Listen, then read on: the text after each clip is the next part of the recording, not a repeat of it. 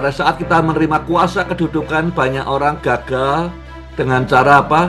Dia berubah, tadinya melihat dirinya sebagai seorang berdosa yang diampuni dosanya oleh karena salib Kristus, sekarang merasa orang yang mampu, orang yang berhak, orang yang penting.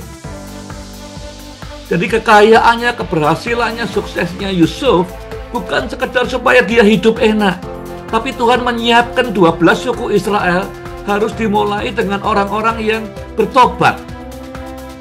Visi dari Tuhan buat hidupmu, tujuan Tuhan dalam hidup saudara dan saya, mimpi Tuhan buat hidup saudara.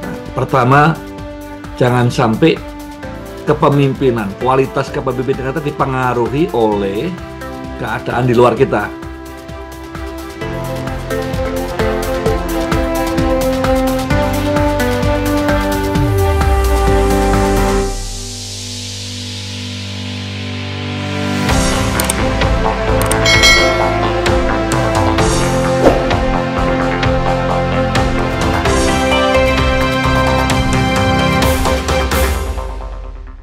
Saya beri judul kejadian 41-42 ini Beyond Success. Banyak orang mengejar sukses dan berhenti di sukses.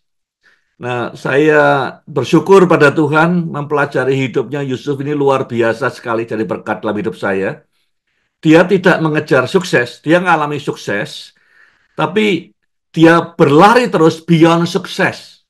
Ya, sukses itu buat Yusuf hanyalah bukan tujuan akhir, tujuan antara supaya mimpinya menjadi realitas. Jadi mimpi atau visi hidupnya itu tujuannya bukan sukses di Mesir. Ya, walaupun dia sudah sukses jadi orang kedua di Mesir, buat dia itu bukan sukses buat hidupnya. Itu hanya alat untuk mencapai supaya mimpinya terrealisir dalam hidupnya. Jadi beyond sukses, sukses itu akan membawa transformasi kehidupan dan restorasi keluarga. Itu yang akan dihasilkan melalui sukses financial, ya, sukses karir yang dialami oleh Yusuf. Topik yang pertama, belajar dari Yusuf, ya, pemimpin-pemimpin ilahi ini meletakkan atau mematokkan atau memakukan nilai dirinya atau identitas dirinya itu pada Allah dan pada panggilannya. Jadi bukan pada sukses keuangan, bukan pada sukses pekerjaan, bukan sukses pelayanan. Pemimpin-pemimpin yang mengikuti jejaknya Yusuf itu mematok atau meletakkan, menempelkan nilai hidupnya, nilai dirinya, identitasnya itu pada Allah, bukan pada apa yang dia punya atau yang dia dapat. Allah dan panggilannya. Ya, minggu lalu kita belajar apa namanya Joseph School of Leadership, ya, sekolah kepemimpinan Yusuf. Ada 4 hal yang dia lewati, ya, tantangan, kesulitan, ujian berat yang dia alami. Yang pertama apa? Yang pertama dia di betray, ya, dijual oleh kakak-kakaknya yang harusnya melindungi dia. Yang kedua, setelah di betray, dijual, dikhianati, ya. Yang kedua, dia difitnah. Ya, pemimpin-pemimpin yang hebat biasanya pernah mengalami dikhianati, difitnah. Kemudian dia dijebloskan oleh pimpinannya sendiri, pemimpinnya yang dia hormati, yang dia jaga, yang dia ingin sukseskan, justru menjebloskan dia dalam penjara. Dan keempat, orang yang dia tolong melupakan dia. Jadi itu challenges, adversity, tantangan, ujian yang dia harus lewati. Tapi itu belum apa-apa. Di pasal 41, 42 ini ada ujian yang lain. Abraham Lincoln itu presiden yang menurut saya paling bagus dalam sejarah Amerika. Dia berkata, nearly all men can stand adversity. Ya, artinya sebagian besar atau hampir semua orang dapat bertahan menghadapi ujian yang berat, menghadapi kesulitan, menghadapi tantangan hidup. Tapi jika saudara ingin menguji karakter seseorang, berikanlah kepadanya kuasa atau uang atau kedudukan, maka akan kelihatan aslinya seperti apa. Ini Abraham Lincoln. Ya, banyak pemimpin bisa melewati aniaya, ujian berat, eh, hampir semua pemimpin bisa melewati itu. Ya, tes ujian yang berat, penderitaan, dihina, difitnah, dikhianati, dilupakan. Pemimpin hampir semua bisa melewati. Pemimpin-pemimpin jatuh pada saat tahap berikutnya diuji lewat kuasa dan kedudukan, ketenaran dan kenyamanan. Itu omongannya Abraham Lincoln. Lah Yusuf juga ngalami seperti itu. Ya, yang pertama saya ambil dari Kejadian 41 ayat 41. Selanjutnya Firaun berkata kepada Yusuf, dengan ini aku melantik engkau menjadi kuasa atas seluruh tanah Mesir. Ya tadinya ini orang adalah budak. Budak itu barang, tidak punya sepeser pun. Ya, tidak punya hak sama sekali. Di rumahnya Potifar, kemudian jadi narapidana. Ya, masuk penjara. Tidak punya apa-apa. Ya, sekarang ya, tabungan juga tidak punya, apa-apa tidak punya. Ya. Kemudian sekarang dilantik jadi menjadi penguasa atas seluruh tanah Mesir. Kedudukan yang tinggi, kalau kita lihat hidupnya Yusuf, kedudukan yang sangat tinggi, tidak mengubah bagaimana mereka melihat, menilai diri mereka sendiri. Jadi biasanya orang kalau dapat kedudukan tinggi, dapat kuasa, power gitu ya, terus mulai lihat ke dalam, banyak orang merasa, eh, sekarang lihat dirinya menjadi lain gitu. Seakan-akan, oh ini orang penting, kenapa tidak ada yang nyambut, kenapa tidak suruh duduk depan, kenapa tidak dikasih privileges, hak-hak khusus dan segala macam. Mulai berbeda lihat dirinya sendiri, ya, merasa bahwa dirinya penting, ya semua orang butuh butuh saya, butuh kita. Jadi pada saat kita menerima kuasa kedudukan, banyak orang gagal dengan cara apa? Dia berubah. Tadinya melihat dirinya sebagai seorang berdosa yang diampuni dosanya oleh karena salib Kristus. Sekarang merasa orang yang mampu, orang yang berhak, orang yang penting. Jadi Yusuf tidak berubah. Cara lihat dirinya tetap sama saja. Ya, walaupun dia punya kedudukan yang besar. Yang nomor dua, di pasal 41 ayat 44. Firaun berkata kepada Yusuf, akulah Firaun, tetapi tanpamu tidak akan ada seorang pun yang mengangkat tangannya atau kakinya di seluruh negeri Mesir. Ya. Jadi yang pertama tadi soal posisi, kedudukan. Ya, kita dalam pekerjaan, profesi, ya, pelayanan juga ada kedudukan. Yang tadinya mungkin cuma eh, pembantu pendeta, pendeta pembantu, jadi pendeta, jadi bishop, jadi apapun kemudian. Ya, di pekerjaan juga ada kedudukan. Yang kedua ini soal popularitas dan power. Nah, Yusuf mendapatkan itu dari Firaun, kekuasaan dan popularitas, ya. Begitu kita populer, diharapkan semua orang, diundang sana sini, ya, bisa saja membelokkan misi dan panggilan hidup kita. Ya, tadinya, ya, kita sadar kita pelayan Tuhan, dapat misi dari Tuhan, ya, misalnya untuk menjangkau apa namanya keluarga-keluarga yang berantakan, anak-anak yang tertolak, atau orang-orang kena drug, atau suku-suku yang terasing. Tapi kemudian pada saat kita menerima power, ya, kekuasaan, kekuasaan itu tadinya bisa dari uang, ya, bisa dari macam-macam, ya, juga popularitas. Seringkali banyak pemimpin gagal dengan kemudian misinya berubah. Ya, orang butuh saya, dia pergi ke tempat dia paling dicari orang, bukan di tempat yang sepi seperti Tuhan Yesus ketemu Bapaknya.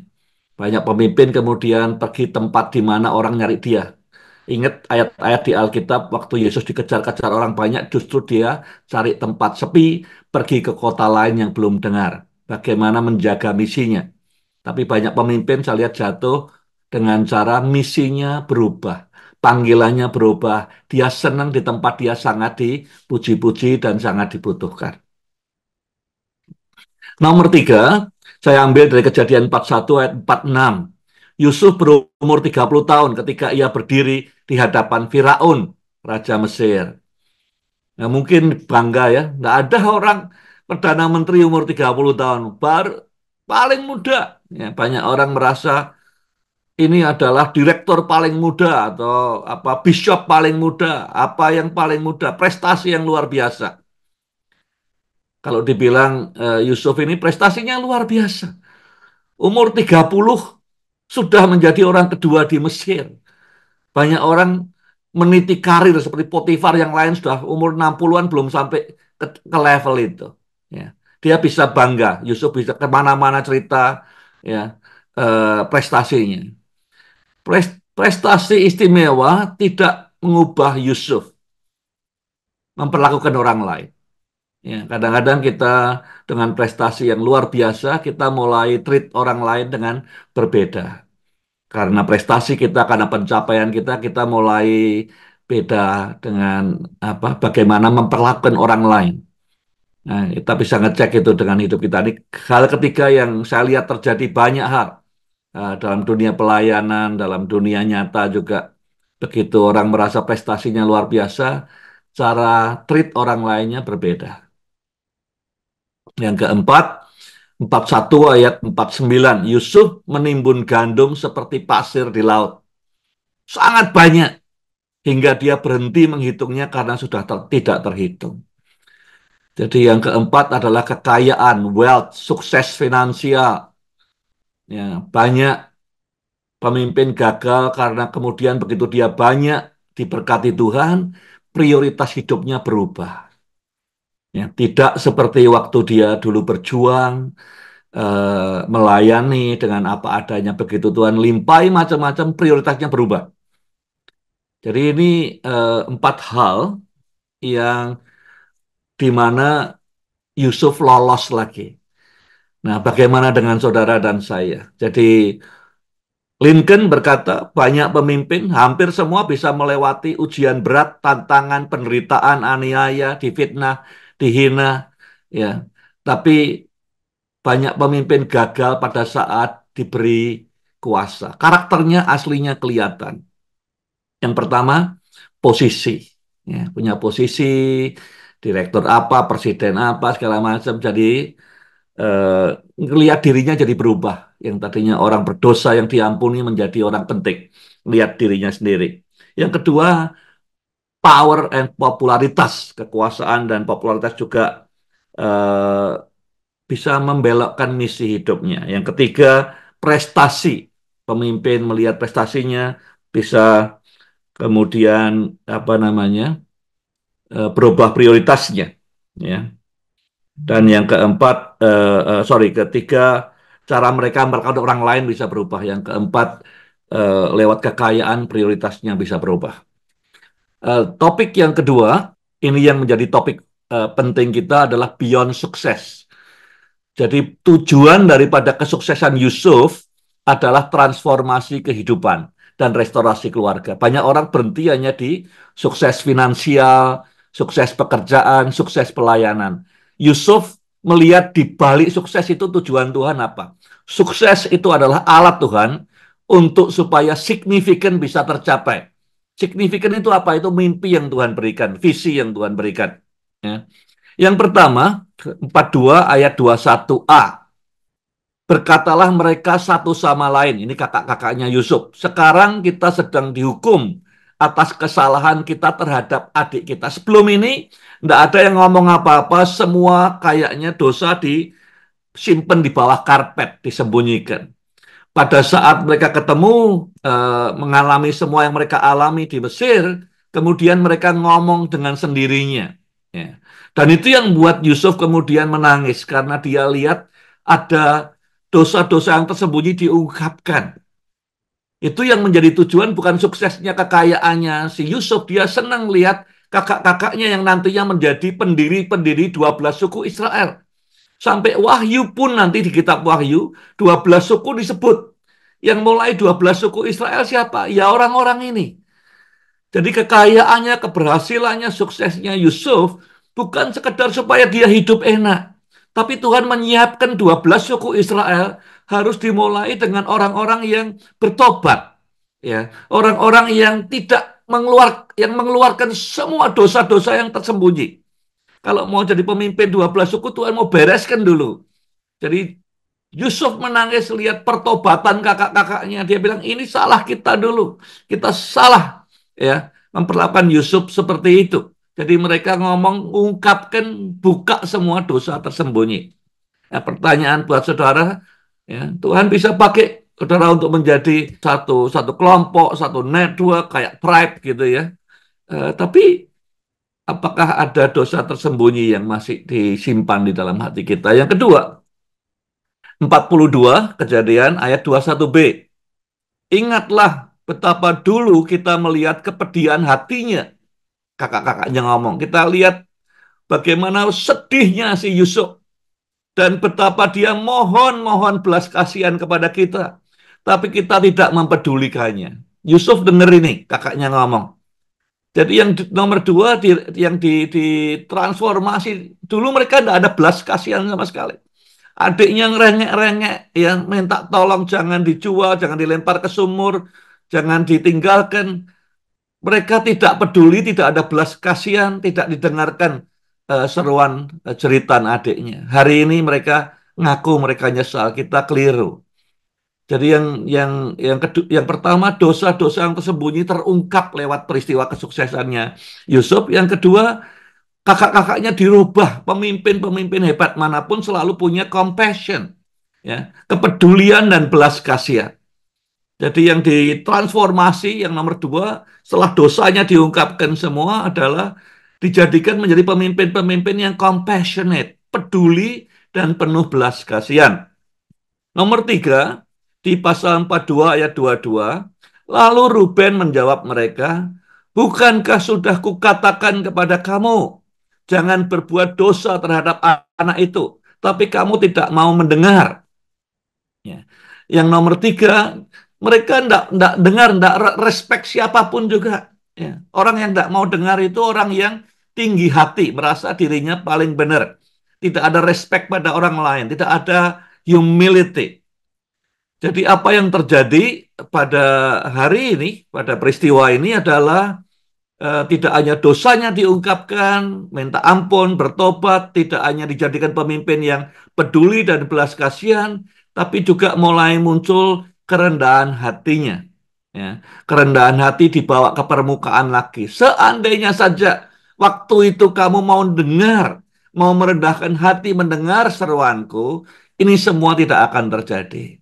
Ya, jadi yang ketiga yang dicapai lewat kesuksesannya Yusuf adalah dia mencetak pemimpin-pemimpin yang rendah hati, yang peduli, yang penuh belas kasihan, yang tidak menyembunyikan dosa di hadapan Tuhan. Dan yang terakhir, di dalam Kejadian 42-28, lalu dia berkata kepada saudara-saudaranya, uangku dikembalikan, lihatlah, itu di dalam karungku. Lalu mereka kecut hati dan mereka gemetar sambil berkata satu sama lain, apakah ini yang telah Allah, apa ini yang Allah telah lakukan terhadap kita?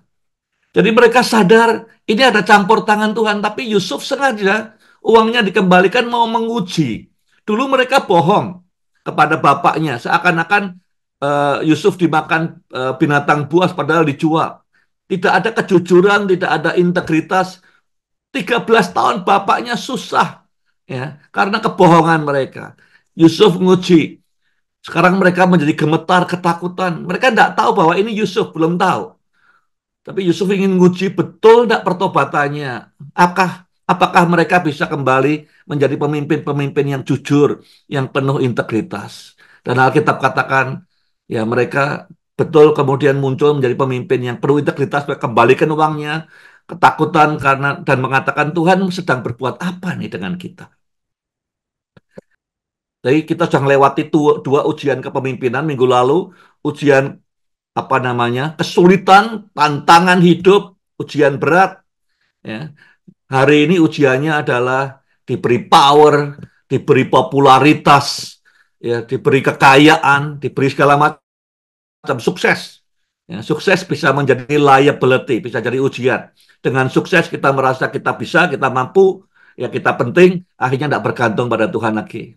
Tapi juga menarik di sini bahwa kelaparan, kekeringan 7 tahun yang mau kita dilewati oleh Yusuf ini, itu severe sekali, berat sekali. Maka dia perlu menyiapkan Yusuf untuk melewati itu. Sebagai pemimpin yang akan melewati masa 7 tahun kekeringan yang melanda seluruh dunia, dia yang mimpin menyelesaikan solusi ini, Tuhan perlu menyiapkan dia. Ya, bagaimana Tuhan mempersiapkan dia mengatasi masa sulit yang panjang di depan ini? Kejadian 41, 50, 51, ya. Sebelum datang tahun kelaparan itu, lahirlah bagi Yusuf 2 orang anak laki-laki yang dilahirkan oleh Asnat, anak Potifar, Imam Dion. Yusuf memberi nama Manasye kepada anak sulungnya itu. Sebab katanya Allah telah membuat aku lupa sama sekali kepada kesukaranku, kepada rumah Bapakku. Jadi Yusuf manusia, ya dia mengalami banyak hal, ditolak, dibetray, dikhianati kakak-kakaknya, dia difitnah istrinya Potifar, dijebloskan oleh pimpinannya sendiri dalam penjara, dilupakan oleh orang yang dia tolong. Cuman kemudian waktu dia diangkat, ya, dia menjadi berhasil, dia punya anak pertama diberi nama Manase. Namanya ini penting karena ini apa? Biasanya orang kasih nama karena apa yang dia alami waktu itu. Allah telah membuat aku lupa sama sekali. Forgiveness. Ya. Lupa sama sekali. Dendamnya hilang, bitterness-nya hilang, kepahitannya hilang. Ya. Tuhan telah membuat aku lupa sama sekali kepada kesukaranku. Masa laluku yang aku dikhianati, difitnah, dihina, hilang, nggak ingat lagi. Forgiveness. Saudara kalau mau menjadi pemimpin yang ulet, yang resilient, melewati masa sulit, nggak boleh nyimpen bitterness, dendam, sakit hati. Karena itu grogoti dari dalam. Saudara nggak akan bertahan menghadapi masa-masa sulit kalau masih ada rasa penolakan, masa lalu, bitterness, dendam, dan segala macam. Butuh bisa mengampuni. Yang kedua, dikatakan di ayat 52, dan kepada anaknya yang kedua diberinya nama Efraim. Sebab katanya Allah membuat aku. Dua-duanya dimulai dengan Allah yang membuat aku mendapat anak dalam negeri kesengsaraanku. Jadi yang pertama dibuat dia bisa mengampuni kakaknya istri Potifar, pembawa minuman raja, si Potifarnya, dia bisa ngampuni, tidak ada bitterness lagi. Itu modal besar untuk bisa melewati masa-masa sulit kelaparan 7 tahun ke depan. Yang kedua, Tuhan berikan membuat dia sadar bahwa Tuhan itu Tuhan yang setia. Tuhan membuat dia berhasil di negeri seharusnya dia budak. Ya, di unlikely place, tempat yang seharusnya dia akan gagal, dia akan menderita, justru di tempat itu Tuhan bikin berhasil. Tuhan tunjukkan, aku tidak pernah meninggalkan engkau. Aku setia menyertai engkau. Ya, 2 hal ini membuat Yusuf tidak hanya bisa melewati 7 tahun masa kelaparan, dia memimpin dunia keluar dari kesulitan yang besar ini. Ya, tidak hanya Mesir, dunia keluar dari kelaparan ini karena modal 2 yang Tuhan siapkan. Dikatakan khusus, kedua anaknya lahir sebelum tahun-tahun kelaparan. Dan Yusuf berkata, Tuhan yang membuat aku bisa mengampuni semua orang ini. Menghilangkan kepahitan. Tuhan yang meyakinkan aku bahwa di tempat seperti apapun dia menyertai aku. Apa yang menjadi tujuan Tuhan sesungguhnya, mengapa dia memberikan kesuksesan dalam hidup saudara? Ada saudara yang sukses dalam hal keuangan atau eh, apa namanya dalam pernikahan, dalam pekerjaan, dalam pelayanan, eh, apply di perguruan tinggi diterima itu sukses juga, ya di pekerjaan dibuat sukses. Kalau saya sudah bilang, saya belum pernah mengalami sukses ya, tidak apa-apa, tidak usah dijawab apa-apa. Tapi kalau sudah pernah mengalami sukses sekecil atau sebesar apapun pertanyaannya, renungkan, tanyakan ke dalam, sesungguhnya maksudnya sukses ini, ya, baik itu finansial, baik itu soal ketenaran, baik itu soal pelayanan, apapun, sukses ini, beyond sukses itu apa maksudnya Tuhan? Signifikan buat saudara itu apa? Apakah ada mimpi yang Tuhan akan genapkan dalam hidupmu beyond sukses? Sukses keuangan, sukses apapun juga.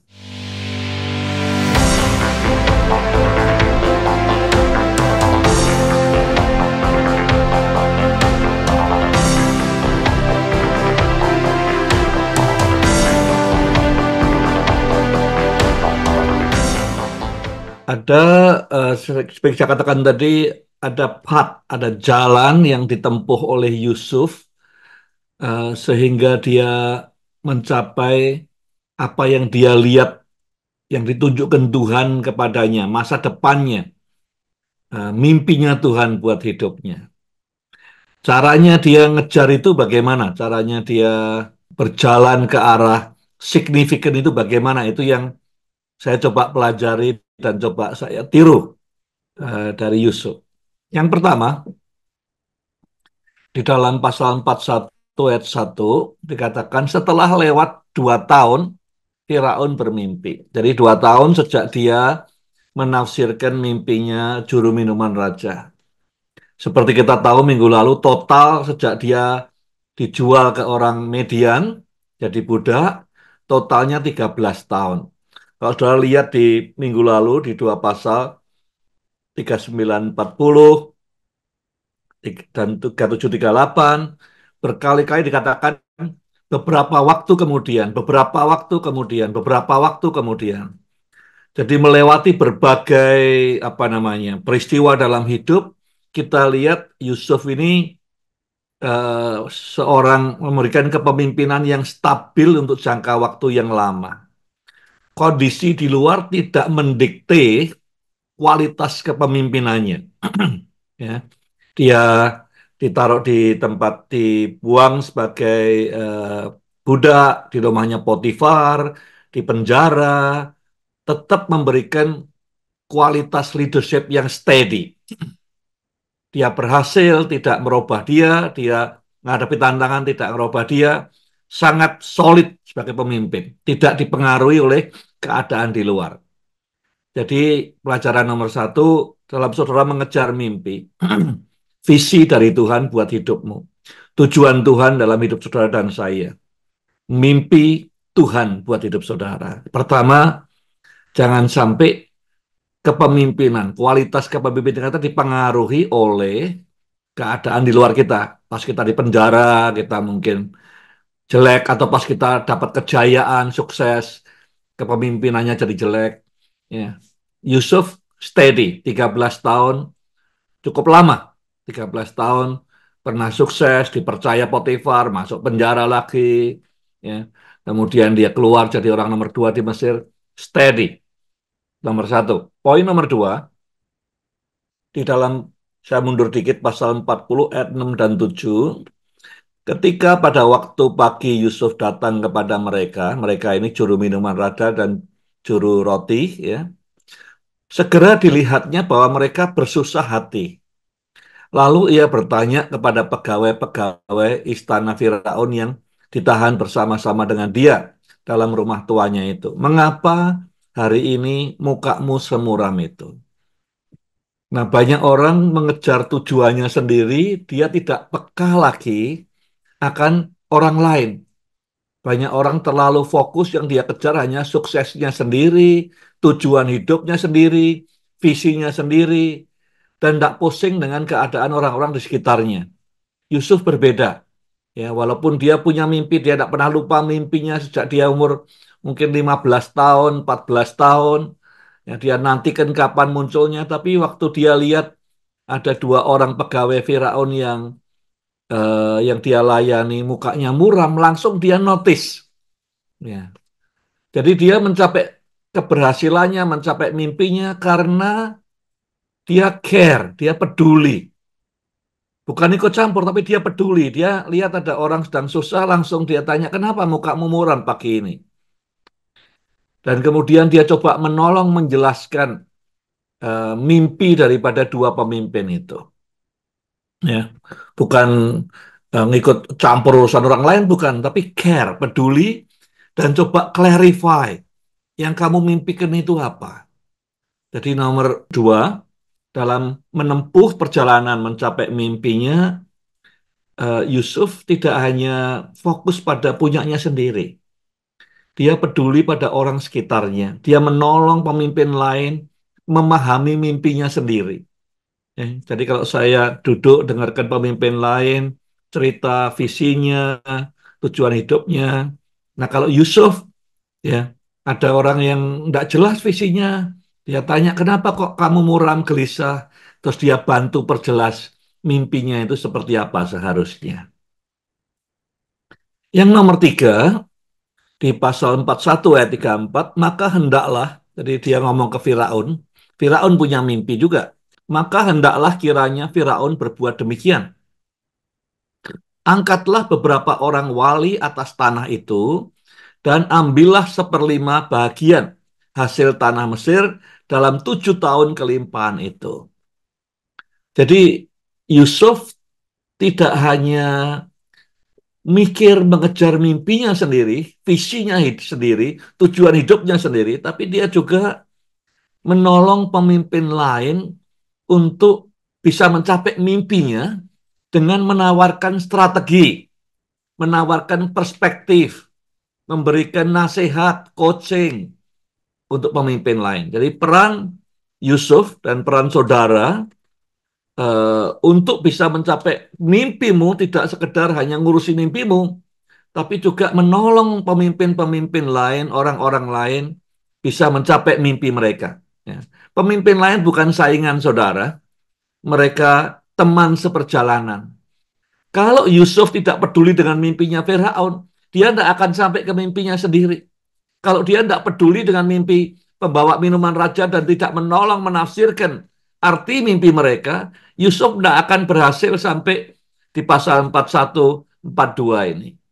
Jadi salah satu hal yang kelihatannya ngurusi orang lain kenapa punya sendiri aja sudah belum tercapai, tapi justru lewat peduli dengan pemimpin lain, peduli dengan orang lain, menolong pemimpin lain mencapai visinya, itu yang membawa Yusuf sampai kepada tujuannya, yaitu mimpi Tuhan dalam hidupnya.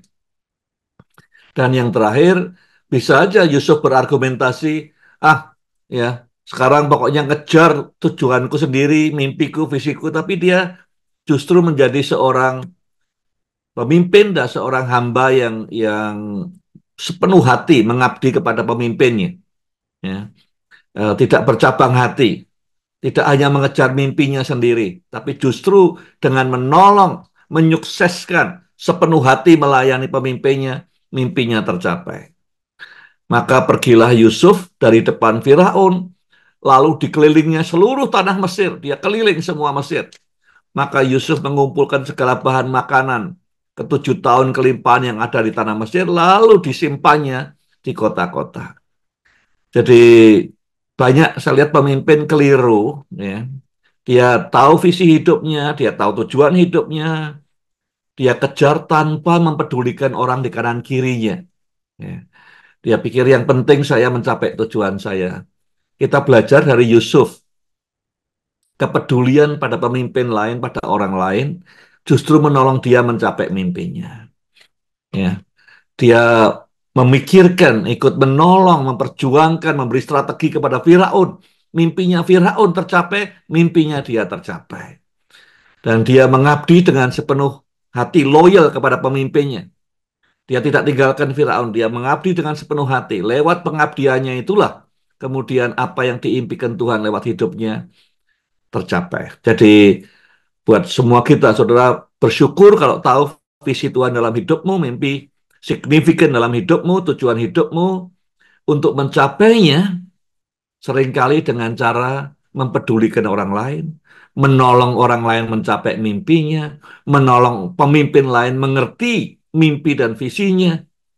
Lewat semua itu, mengabdi, menolong, sepenuh hati melayani pemimpin kita, justru lewat semua itu Tuhan bisa mewujudkan mimpi saudara.